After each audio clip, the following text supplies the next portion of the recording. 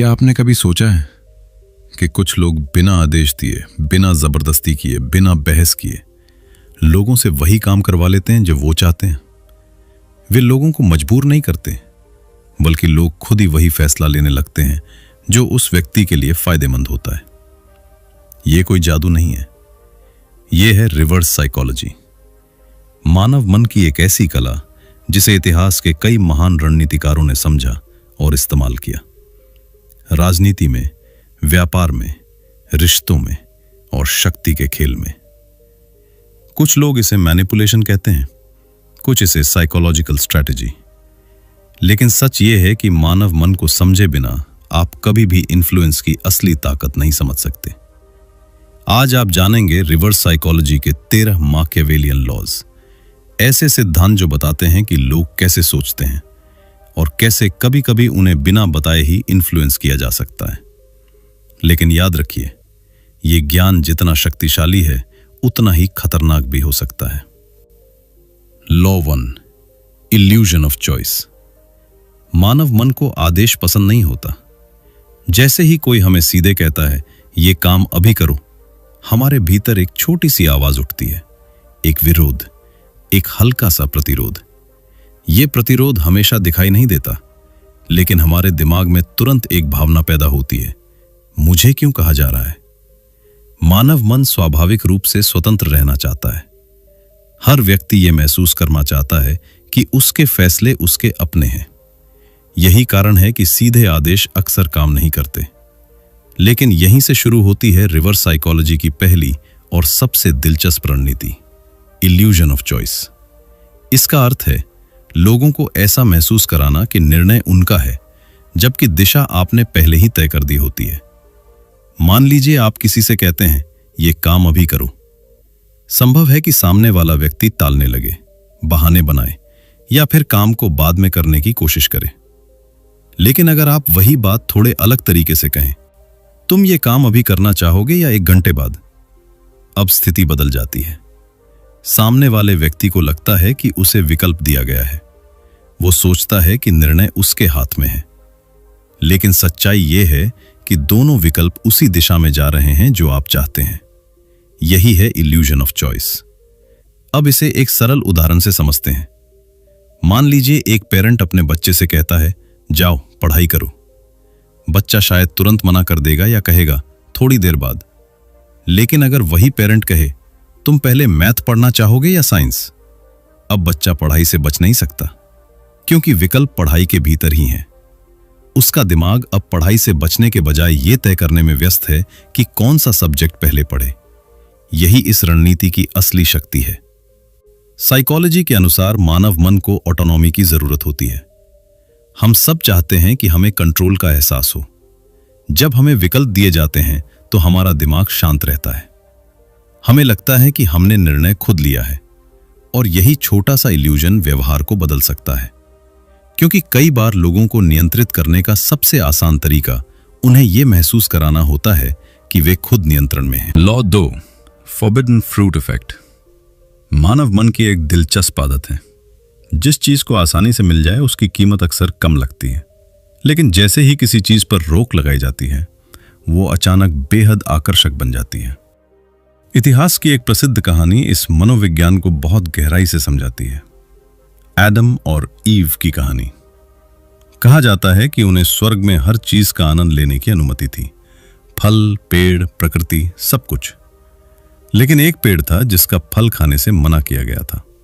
बस एक ही प्रतिबंध, और वही फल सबसे ज्यादा आकर्षक बन गया। यही मानव मन की प्रकृति है। साइकोलॉजी में इसे कहा जाता है फॉरबिडन फ्रूट इफेक्ट। जब किसी चीज पर प्रतिबंध लगाया जाता है तो उसका आकर्षण कई गुना बढ़ जाता है, क्योंकि प्रतिबंध केवल नियम नहीं बनाता, वो जिज्ञासा भी पैदा करता है। अब इसे वास्तविक जीवन में देखिए। मार्केटिंग की दुनिया इस सिद्धांत को बहुत अच्छी तरह समझती है। कई ब्रांड्स अपने प्रोडक्ट्स के साथ ऐसे शब्द इस्तेमाल करते हैं जैसे limited edition, only for members, exclusive access, only 100 pieces available. ये शब्द सिर्फ जानकारी नहीं देते, ये हमारे दिमाग में एक संकेत पैदा करते हैं कि ये चीज सभी के लिए उपलब्ध नहीं है। और अचानक वो साधारण चीज भी खास लगने लगती है। स्कैर्सिटी यानी कमी आकर्षण को बढ़ा देती है। लेकिन ऐसा क्यों होता है? इसका कारण हमारे दिमाग की एक गहरी साइकोलॉजिकल रिएक्शन है। जब हमें लगता है कि किसी चीज पर रोक लगाई गई है या वो हमसे दूर की जा रही है, तो हमारा मन उसे एक चुनौती की तरह देखने लगता है। साइकोलॉजी में इसे साइकोलॉजिकल रिएक्टेंस कहा जाता है। ये एक मानसिक प्रतिक्रिया है जो तब पैदा होती है जब हमें लगता है कि हमारी स्वतंत्रता सीमित की जा रही है। हमारा दिमाग कहता है, अगर मुझे ये नहीं करने दिया जा रहा तो शायद इसमें कुछ खास है, और यही सोच इच्छा को और मजबूत बना देती है। यही कारण है कि कभी कभी सबसे शक्तिशाली आकर्षण किसी चीज की उपलब्धता से नहीं, बल्कि उसकी मनाही से पैदा होता है। क्योंकि मानव मन को सबसे ज्यादा वही चीज खींचती है जिसे पाने से उसे रोका गया हो। Law 3, strategic surrender. जीत हमेशा ताकत दिखाने से नहीं मिलती। कभी कभी सबसे शक्तिशाली रणनीति होती है एक कदम पीछे हटना। पहली नजर में यह हार जैसा लगता है, लेकिन कई बार यही कदम असली जीत की शुरुआत बन जाता है। इसे कहा जाता है स्ट्रैटेजिक सरेंडर, यानी जानबूझकर कुछ देर के लिए हार मान लेना। यह कमजोरी नहीं है, ये एक मनोवैज्ञानिक रणनीति है जिसे कई अनुभवी नेगोशिएटर्स और लीडर्स इस्तेमाल करते हैं। क्योंकि मानव व्यवहार का एक दिलचस्प नियम है, जितना ज्यादा विरोध होगा उतना ही ज्यादा प्रतिरोध पैदा होगा। लेकिन जैसे ही विरोध कम हो जाता है, लोगों की सोच बदलने लगती है। अब एक साधारण उदाहरण से इसे समझते हैं। मान लीजिए दो लोग किसी मुद्दे पर बहस कर रहे हैं। अगर आप तुरंत सामने वाले की बात को गलत साबित करने लगते हैं तो बहस तेज होती जाती है, आवाज ऊंची होने लगती है, भावनाएं शामिल हो जाती हैं और धीरे धीरे बहस तर्क से हटकर अहंकार की लड़ाई बन जाती है। अब दोनों का लक्ष्य सच ढूंढना नहीं होता, बल्कि जीतना होता है। लेकिन कल्पना कीजिए कि उसी बहस में आप अचानक कहते हैं, शायद तुम सही हो। यह वाक्य बहस की दिशा बदल देता है। सामने वाला व्यक्ति जिसने खुद को बचाने के लिए मानसिक दीवार खड़ी की थी, अचानक शांत हो जाता है। उसे अब लड़ने की जरूरत महसूस नहीं होती और कई बार वो खुद अपनी बातों पर दोबारा सोचने लगता है। कभी कभी वो कहता है, नहीं, मेरा मतलब वो नहीं था। यानी वही व्यक्ति जो कुछ सेकंड पहले अपनी बात पर अड़ा हुआ था, अब उसे खुद संशोधित करने लगता है। यही स्ट्रैटेजिक सरेंडर की ताकत है। यह रणनीति हमें यह समझाती है कि हर बहस जीतना जरूरी नहीं होता। कई बार बहस से बाहर निकलना ही सबसे बुद्धिमानी भरा कदम होता है। साइकोलॉजी के अनुसार जब व्यक्ति को सीधा विरोध मिलता है तो उसका दिमाग तुरंत डिफेंसिव मोड में चला जाता है। वो सुनना बंद कर देता है, वो केवल अपनी बात को बचाने की कोशिश करता है। लेकिन जब विरोध कम हो जाता है तो उसका दिमाग शांत हो जाता है और उसी क्षण वो नए विचारों के लिए खुला हो सकता है। यही कारण है कि कभी-कभी सबसे शक्तिशाली प्रभाव जोर से बोलने से नहीं, बल्कि सही समय पर चुपचाप पीछे हट जाने से पैदा होता है। Law 4, power of silence. अक्सर लोग ये मानते हैं कि प्रभावशाली बनने का मतलब है ज्यादा बोलना, तेज बोलना, तुरंत जवाब देना, हर स्थिति में कुछ न कुछ कहना। लेकिन सच इससे बिल्कुल अलग है। कई बार सबसे शक्तिशाली शब्द वो होते हैं जो बोले ही नहीं जाते। इसे कहते हैं पावर ऑफ साइलेंस। खामोशी एक ऐसी रणनीति है जिसे कई महान नेगोशिएटर्स, लीडर्स और इन्वेस्टिगेटर्स बहुत समझदारी से इस्तेमाल करते हैं। क्योंकि खामोशी सिर्फ आवाज की अनुपस्थिति नहीं होती, खामोशी एक मनोवैज्ञानिक दबाव बनाती है। अब इसे एक सरल उदाहरण से समझते हैं। मान लीजिए आप किसी इंटरव्यू में बैठे हैं, आपसे एक सवाल पूछा जाता है, आप जवाब देते हैं और उसके बाद इंटरव्यूअर तुरंत कुछ नहीं कहता, वो बस आपको देखता रहता है। कुछ सेकंड गुजरते हैं और अचानक आपको थोड़ा असहज महसूस होने लगता है। आप सोचते हैं, क्या मेरा जवाब अधूरा था? क्या मुझे और कुछ कहना चाहिए? और फिर आप खुद ही बोलना शुरू कर देते हैं। कई बार आप जरूरत से ज्यादा जानकारी भी दे देते हैं। यही खामोशी की ताकत है। अब यही स्थिति नेगोशिएशन में भी होती है। मान लीजिए आप एक कीमत बताते हैं और फिर कुछ नहीं कहते। अगर सामने वाला व्यक्ति उस खामोशी को सहन नहीं कर पाता तो वो खुद ही बोलना शुरू कर देता है। कभी कभी वो खुद ही बेहतर ऑफर दे देता है। साइकोलॉजी के अनुसार मानव दिमाग खाली जगह को पसंद नहीं करता। जब बातचीत में अचानक खामोशी आती है तो दिमाग उसे एक अधूरी स्थिति मानता है और वह उस खाली जगह को भरने की कोशिश करता है। इसीलिए कई लोग खामोशी को खत्म करने के लिए खुद बोलने लगते हैं, लेकिन जो लोग खामोशी को समझते हैं वे जानते हैं कि हर बातचीत में हर सवाल का जवाब तुरंत देना जरूरी नहीं होता। कभी कभी कुछ सेकंड की खामोशी लंबे भाषण से ज्यादा प्रभावशाली होती है, क्योंकि सही समय पर की गई खामोशी सिर्फ शब्दों से नहीं बल्कि दूसरे व्यक्ति के मन से सच्ची प्रतिक्रिया निकालती है। और यही कारण है कि इन्फ्लुएंस की दुनिया में कभी कभी सबसे ताकतवर आवाज वो होती है जो सुनाई ही नहीं देती। Law 5, mirror of narcissism. हर इंसान के भीतर एक छुपी हुई इच्छा होती है। वो इच्छा है अपने बारे में अच्छा महसूस करने की। हर व्यक्ति चाहता है कि उसे समझा जाए, सराहा जाए और महत्वपूर्ण महसूस कराया जाए। मानव मन की यही इच्छा एक बहुत शक्तिशाली मनोवैज्ञानिक सिद्धांत को जन्म देती है। इसे कहा जाता है मिरर ऑफ नार्सिसिज्म। इसका अर्थ है किसी व्यक्ति को उसकी सबसे अच्छी छवि दिखाना। जब आप किसी को उसकी आइडियल इमेज दिखाते हैं तो अक्सर वह उसी छवि के अनुसार व्यवहार करने लगता है, क्योंकि हर इंसान अपने बारे में एक कहानी बनाकर जीता है। कोई खुद को मेहनती मानता है, कोई खुद को ईमानदार समझता है, कोई खुद को जिम्मेदार व्यक्ति मानता है। और जब कोई दूसरा व्यक्ति उसी कहानी को स्वीकार करता है तो वह व्यक्ति उस पहचान को बनाए रखने की कोशिश करता है। अब इसे एक सरल उदाहरण से समझते हैं। मान लीजिए आप किसी व्यक्ति से कहते हैं, आप बहुत रिस्पॉन्सिबल इंसान हैं। यह एक साधारण तारीफ लग सकती है, लेकिन इसके पीछे एक गहरा साइकोलॉजिकल इफेक्ट छिपा होता है। जैसे ही वह व्यक्ति यह सुनता है, उसके मन में एक इमेज बनती है, एक जिम्मेदार व्यक्ति की इमेज। अब वह अवचेतन रूप से उस इमेज के अनुसार व्यवहार करने की कोशिश करता है। वह समय पर काम करने लगेगा, जिम्मेदारी लेने की कोशिश करेगा और अपने व्यवहार को उसी पहचान के अनुसार ढालने लगेगा, क्योंकि कोई भी व्यक्ति उस इमेज को टूटते हुए देखना नहीं चाहता जिसे वह अपने बारे में सच मानता है। साइकोलॉजी के अनुसार इसे सेल्फ इमेज थ्योरी से समझा जा सकता है। हमारा व्यवहार हमारी पहचान से प्रभावित होता है। हम वही बनने की कोशिश करते हैं जो हम अपने बारे में मानते हैं। इसीलिए अगर किसी व्यक्ति को उसकी सबसे अच्छी पहचान दिखाई जाए तो वह उस पहचान को बनाए रखने के लिए प्रयास करता है। लेकिन यहां एक महत्वपूर्ण बात समझनी जरूरी है। यह रणनीति तभी काम करती है जब शब्द सच्चे और स्वाभाविक लगें, क्योंकि झूठी प्रशंसा अक्सर पहचान ली जाती है। लेकिन जब किसी व्यक्ति को उसकी सबसे अच्छी छवि दिखाई जाती है तो कई बार वह उसी छवि में ढलने लगता है। और यही मिरर ऑफ नार्सिसिज्म की असली शक्ति है, क्योंकि कभी कभी लोगों को बदलने का सबसे आसान तरीका उन्हें यह दिखाना होता है कि वे पहले से ही बेहतर इंसान हैं। Law 6, ego challenge technique. मानव मन में एक ऐसी शक्ति छुपी होती है जो कई बार तर्क से भी ज्यादा प्रभावशाली होती है। वो शक्ति है अहंकार, ईगो, यानी अपने आप को साबित करने की इच्छा। हर व्यक्ति अपने भीतर एक पहचान लेकर चलता है। वो खुद को सक्षम मानता है, मजबूत मानता है और कई बार दूसरों से बेहतर भी समझता है। इसी वजह से जब किसी के ईगो को चुनौती दी जाती है तो वो अचानक सक्रिय हो जाता है।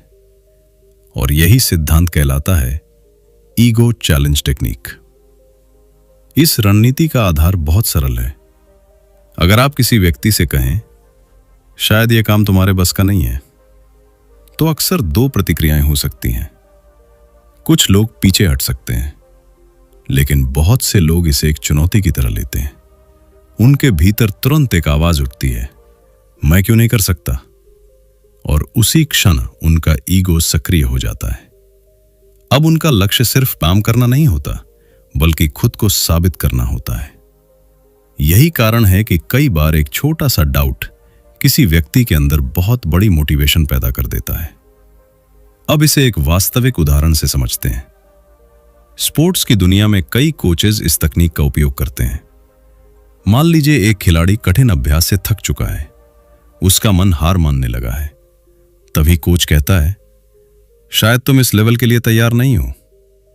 यह वाक्य सुनते ही खिलाड़ी के भीतर कुछ बदल जाता है। अब वो थकान के बावजूद खुद को साबित करने की कोशिश करता है। वो और मेहनत करता है, क्योंकि अब यह सिर्फ अभ्यास नहीं रहा, यह उसके ईगो की बात बन रही है। साइकोलॉजी के अनुसार मानव ईगो अपनी पहचान की रक्षा करना चाहता है। जब कोई हमारी क्षमता पर सवाल उठाता है तो हमारा दिमाग उसे एक खतरे की तरह देखता है और उसी खतरे का जवाब देने के लिए हम खुद को साबित करने की कोशिश करते हैं। लेकिन इस तकनीक का उपयोग सावधानी से करना जरूरी है, क्योंकि हर व्यक्ति की प्रतिक्रिया अलग हो सकती है। कुछ लोग चुनौती से प्रेरित होते हैं और कुछ लोग उससे निराश भी हो सकते हैं। लेकिन सही परिस्थिति में सही तरीके से दी गई चुनौती किसी व्यक्ति के भीतर छुपी हुई शक्ति को जगाने की क्षमता रखती है, क्योंकि कभी-कभी सबसे मजबूत प्रेरणा प्रशंसा से नहीं, बल्कि खुद को गलत साबित करने की इच्छा से पैदा होती है। Law 7, anxiety of freedom. हम अक्सर ये मानते हैं कि जितनी ज्यादा आजादी होगी हम उतने खुश होंगे, जितने ज्यादा विकल्प होंगे निर्णय लेना उतना आसान होगा। लेकिन मानव मन की सच्चाई कई बार इसके बिल्कुल उलट होती है। दिलचस्प बात यह है कि बहुत ज्यादा आजादी भी डर पैदा कर सकती है। इसे कहा जाता है एंग्जाइटी ऑफ फ्रीडम। जब हमारे सामने बहुत सारे विकल्प होते हैं तो हमारा दिमाग अचानक उलझने लगता है। हम सोचने लगते हैं, कौन सा विकल्प सही है? अगर मैंने गलत चुन लिया तो क्या कोई बेहतर विकल्प छूट जाएगा? और इसी सोच के कारण निर्णय लेना कठिन हो जाता है। यानी विकल्प बढ़ते हैं लेकिन स्पष्टता कम हो जाती है। अब इसे एक साधारण उदाहरण से समझते हैं। कल्पना कीजिए आप एक रेस्टोरेंट में बैठे हैं। अगर मेन्यू में सिर्फ 5 से 6 डिशेस हों तो निर्णय लेना आसान होता है, आप जल्दी से चुन लेते हैं।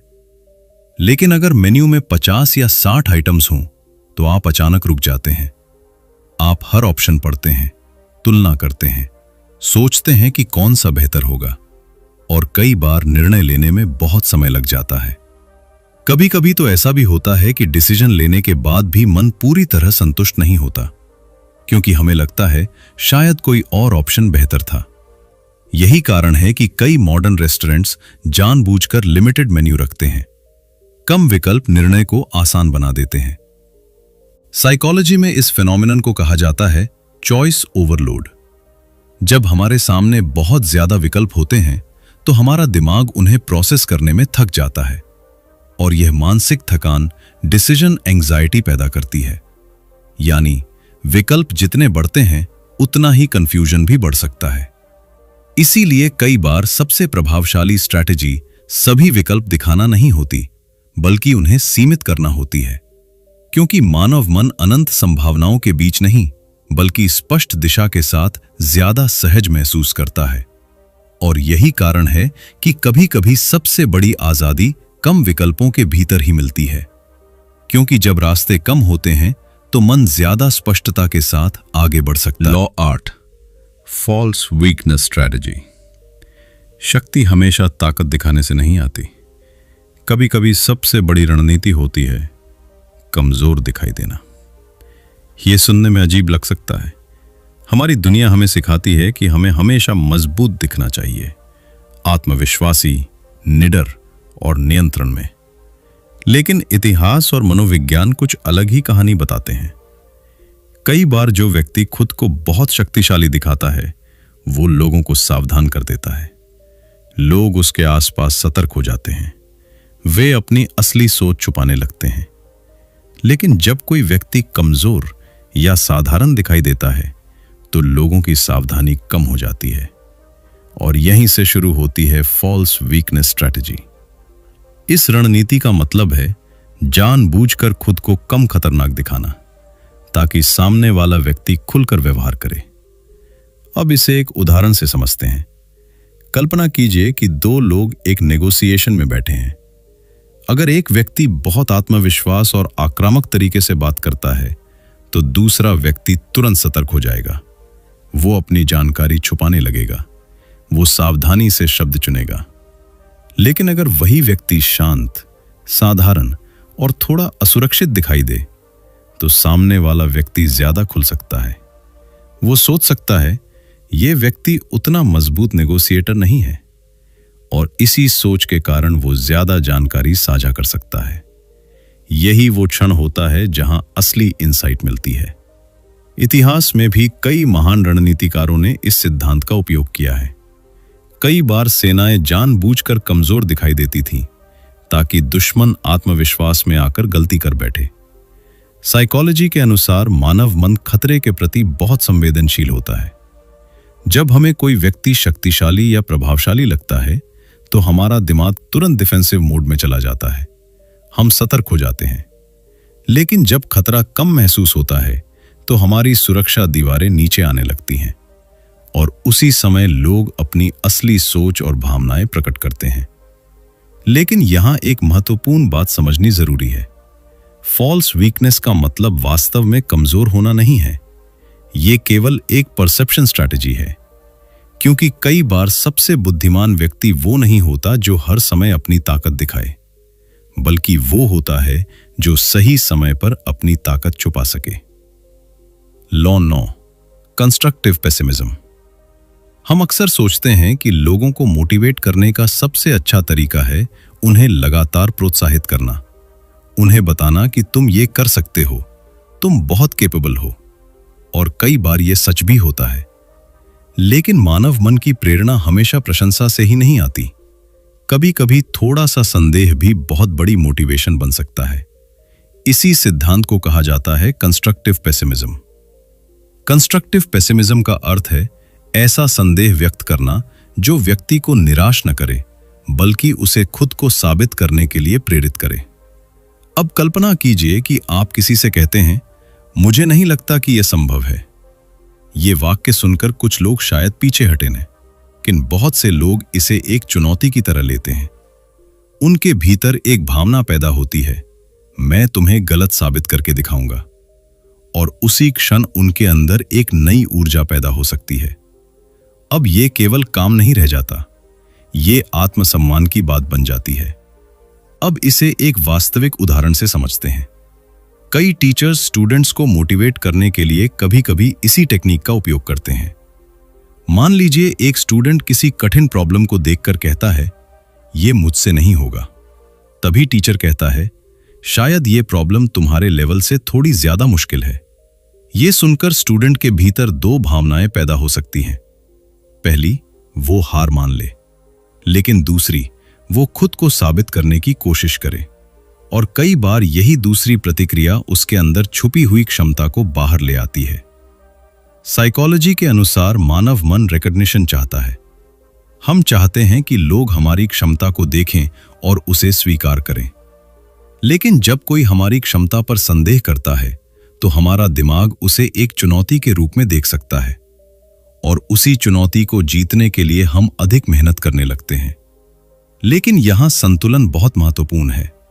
कंस्ट्रक्टिव पेसिमिज्म तभी काम करता है जब उसमें अपमान नहीं बल्कि चुनौती छुपी हो, क्योंकि सही तरह से दिया गया संदेह कई बार किसी व्यक्ति के भीतर अविश्वसनीय प्रेरणा जगा सकता है।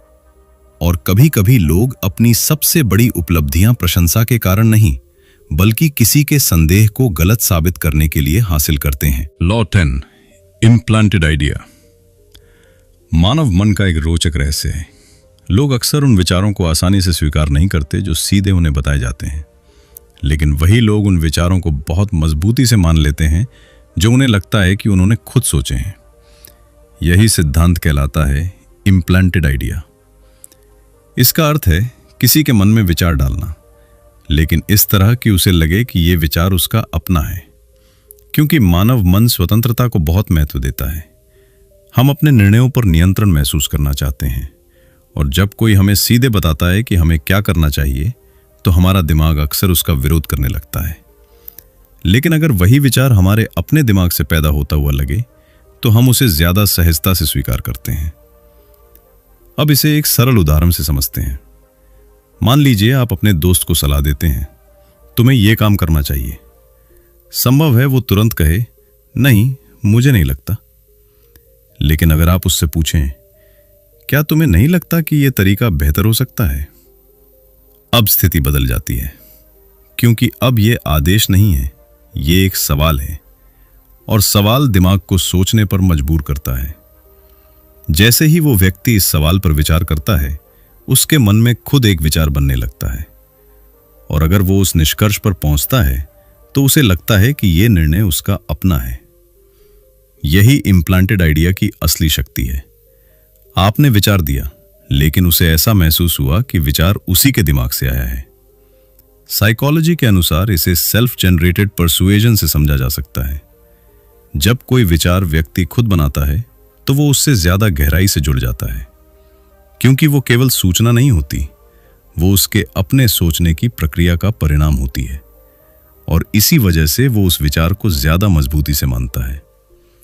यही कारण है कि कई महान लीडर्स और कम्युनिकेटर्स सीधे जवाब देने के बजाय सवाल पूछते हैं, क्योंकि कई बार लोगों को बदलने का सबसे प्रभावी तरीका उन्हें बताना नहीं होता, बल्कि उन्हें सोचने के लिए सही सवाल देना होता है। और जब विचार किसी के अपने मन से पैदा होता है तो वो सबसे मजबूत विचार बन जाता है। Law 11, contrast principal. मानव मन चीजों को अकेले नहीं समझता।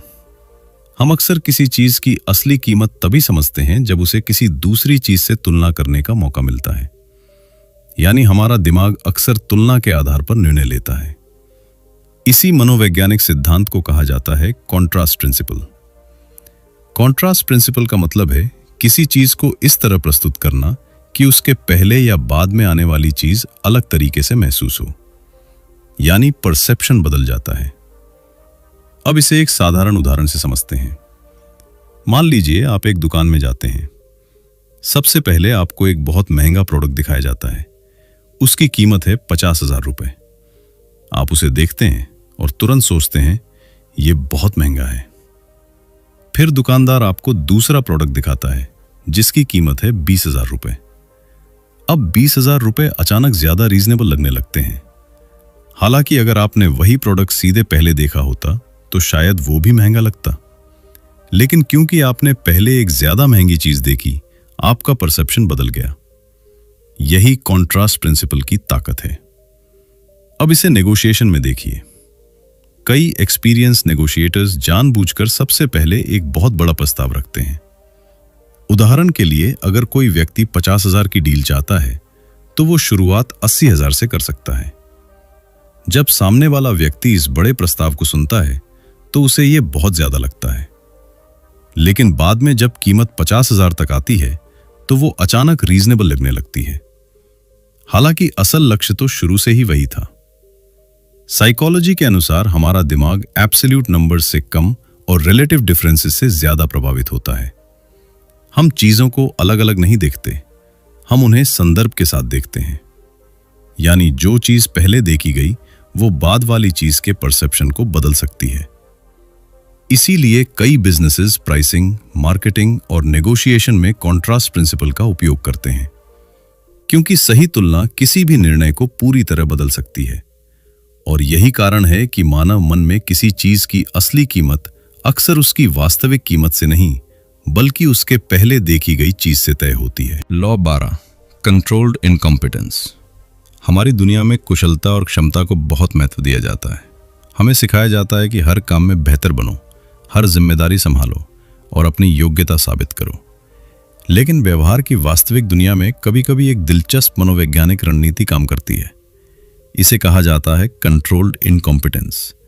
इसका अर्थ है जानबूझकर हर चीज में एक्सपर्ट न दिखना, यानी कुछ स्थितियों में अपने आप को थोड़ा कम सक्षम दिखाना।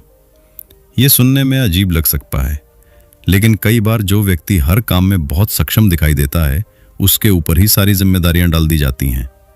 लोग सोचते हैं ये तो सब कुछ संभाल सकता है, और धीरे धीरे वो व्यक्ति हर छोटे बड़े काम के लिए चुना जाने लगता है, जिसका परिणाम होता है अत्यधिक दबाव और थकान। अब इसे एक वर्क प्लेस एग्जाम्पल से समझते हैं। मान लीजिए एक ऑफिस में 2 कर्मचारी हैं। पहला कर्मचारी हर काम में एक्सपर्ट दिखता है। वो हर टास्क जल्दी पूरा करता है, हर समस्या का समाधान ढूंढ लेता है। कुछ ही समय में मैनेजर उसे सबसे भरोसेमंद व्यक्ति मानने लगता है, और फिर हर नई जिम्मेदारी उसी के पास आने लगती है। दूसरी तरफ दूसरा कर्मचारी कुछ कामों में अच्छा है, लेकिन हर चीज में एक्सपर्ट नहीं दिखता। कभी कभी वो कह देता है मुझे ये काम ठीक से नहीं आता, या इसमें शायद कोई और बेहतर कर सकता है। अब धीरे धीरे लोग उसके पास केवल वही काम भेजते हैं जिसमें वो वास्तव में सक्षम है। साइकोलॉजी के अनुसार लोग जिम्मेदारियां परसीव्ड एबिलिटी के आधार पर बांटते हैं। यानी हम दूसरों को वही काम देते हैं जिसमें हमें लगता है कि वे सबसे ज्यादा सक्षम हैं। इसीलिए अगर कोई व्यक्ति हर चीज में एक्सपर्ट दिखता है तो लोग मान लेते हैं कि वो सब कुछ संभाल सकता है। कंट्रोल्ड इनकॉम्पिटेंस का मतलब वास्तव में अयोग्य होना नहीं है। ये केवल अपनी ऊर्जा और जिम्मेदारियों को संतुलित करने की रणनीति हो सकती है। क्योंकि बुद्धिमानी केवल सब कुछ करने में नहीं होती। कई बार बुद्धिमानी इस बात में होती है कि कौन सा काम वास्तव में आपके करने लायक है और कौन सा काम दूसरों को करने देना बेहतर है। Law 13, strategic withdrawal. मानव मन में एक गहरा नियम काम करता है। जो चीज हमेशा उपलब्ध होती है उसकी कीमत धीरे धीरे कम होने लगती है, लेकिन जो चीज दुर्लभ हो, जो हर समय मौजूद न हो, उसकी अहमियत अचानक बढ़ जाती है। इसी सिद्धांत को कहा जाता है स्ट्रैटेजिक विड्रॉल, यानी सही समय पर थोड़ा पीछे हट जाना। ये दूरी बनाना नहीं है, ये एक मनोवैज्ञानिक रणनीति है। क्योंकि जब आप हर समय उपलब्ध रहते हैं तो लोग आपकी मौजूदगी को सामान्य मान लेते हैं। आपकी उपस्थिति एक आदत बन जाती है और अक्सर लोग उस चीज की कद्र कम करने लगते हैं जो हमेशा उनके पास होती है। लेकिन जैसे ही आप थोड़ा पीछे हटते हैं, जैसे ही आपकी उपलब्धता कम हो जाती है, लोग अचानक आपकी कमी महसूस करने लगते हैं और आपकी प्रेजेंस की वैल्यू बढ़ जाती है। अब इसे एक सरल उदाहरण से समझते हैं। बिजनेस और मार्केटिंग की दुनिया इस सिद्धांत को बहुत अच्छी तरह समझती है। कई फेमस ब्रांड्स अपने प्रोडक्ट्स को हमेशा मार्केट में उपलब्ध नहीं रखते। वे लिमिटेड रिलीज स्ट्रैटेजी का इस्तेमाल करते हैं, यानी प्रोडक्ट केवल सीमित समय के लिए उपलब्ध होता है या फिर बहुत कम क्वांटिटी में लॉन्च किया जाता है। जैसे ही लोग सुनते हैं ओनली लिमिटेड पीसेज अवेलेबल या available for a short time only, तो अचानक उस प्रोडक्ट की डिमांड बढ़ जाती है। लोग जल्दी खरीदने की कोशिश करते हैं क्योंकि उन्हें डर होता है कि कहीं मौका हाथ से निकल न जाए। यही स्कैर्सिटी की ताकत है। साइकोलॉजी के अनुसार मानव दिमाग स्कैर्सिटी को इंपॉर्टेंस से जोड़ता है। जब कोई चीज दुर्लभ होती है तो हमारा दिमाग मान लेता है कि वो अधिक मूल्यवान है। इसे स्कैर्सिटी प्रिंसिपल भी कहा जाता है और यही नियम रिश्तों, व्यवसाय और इन्फ्लुएंस की दुनिया में भी काम करता है। अगर आप हमेशा उपलब्ध रहते हैं तो लोग मान लेते हैं कि आप हमेशा रहेंगे। लेकिन जब आप सही समय पर थोड़ा पीछे हटते हैं तो आपकी मौजूदगी फिर से मूल्यवान बन जाती है। क्योंकि कभी-कभी अपनी कीमत बढ़ाने का सबसे प्रभावी तरीका हर समय आगे रहना नहीं होता, बल्कि सही समय पर एक कदम पीछे हट जाना होता है। और वही दूरी लोगों को यह एहसास दिलाती है कि आपकी मौजूदगी वास्तव में कितनी महत्वपूर्ण है। ये सभी सिद्धांत मानव मन की गहराई को समझने में मदद करते हैं, लेकिन ये याद रखना जरूरी है, इन्फ्लुएंस और मैनिपुलेशन दो अलग चीजें हैं। ज्ञान का उपयोग लोगों को नुकसान पहुंचाने के लिए नहीं, बल्कि समझने के लिए होना चाहिए। क्योंकि लंबे समय में विश्वास ही सबसे बड़ी शक्ति है। मानव व्यवहार कभी भी पूरी तरह तर्कसंगत नहीं होता। हमारे निर्णय भावनाओं, अहंकार और परसेप्शन से प्रभावित होते हैं। जब आप इन साइकोलॉजिकल पैटर्न्स को समझते हैं तो आप सिर्फ दूसरों को नहीं, खुद को भी बेहतर समझने लगते हैं, और यही सच्ची बुद्धिमत्ता की शुरुआत है। अगर आपको मानव साइकोलॉजी, पावर डायनामिक्स और इन्फ्लुएंस की गहरी बातें जानना पसंद है तो इस चैनल को अभी सब्सक्राइब करें, क्योंकि यहां हम ऐसे ही विषयों को गहराई से एक्सप्लोर करते हैं। और याद रखिए, सबसे बड़ी शक्ति दूसरों को नियंत्रित करने में नहीं, बल्कि मानव स्वभाव को समझने